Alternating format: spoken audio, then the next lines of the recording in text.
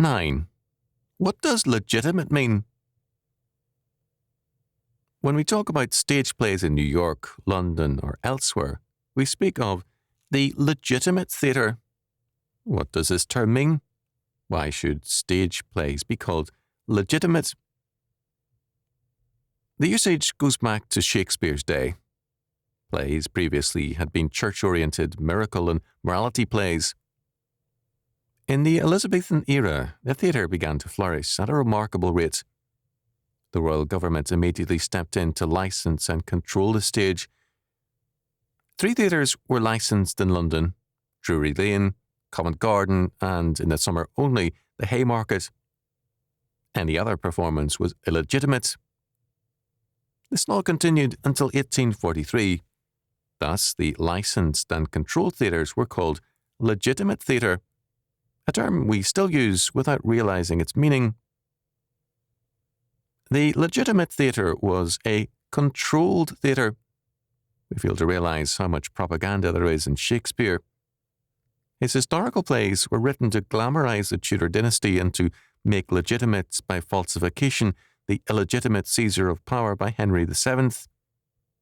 Thus, for the Crown, the legitimate theatre served an illegitimate purpose.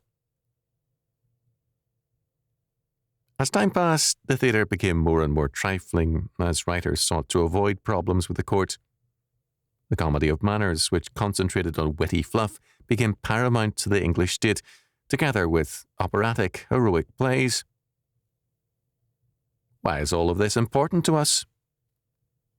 The point is that the English state was defining what was legitimate in the theatre. If Shakespeare had produced his plays on a bootleg basis, would his works have been any less legitimate?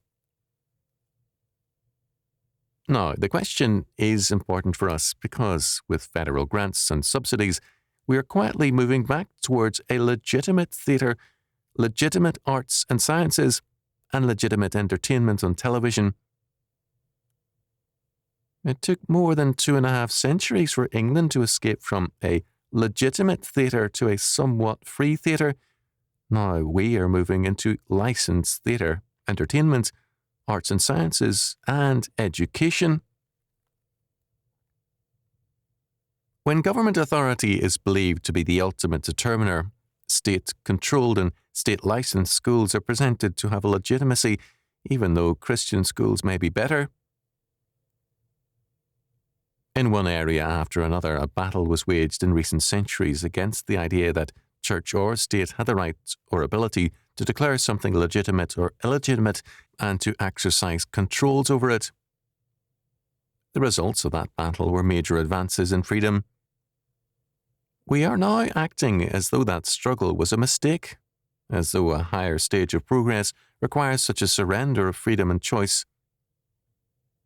If we give the state the power to decide what is illegitimate or legitimate, that power state will eventually place freedom and us on the list of things illegitimate.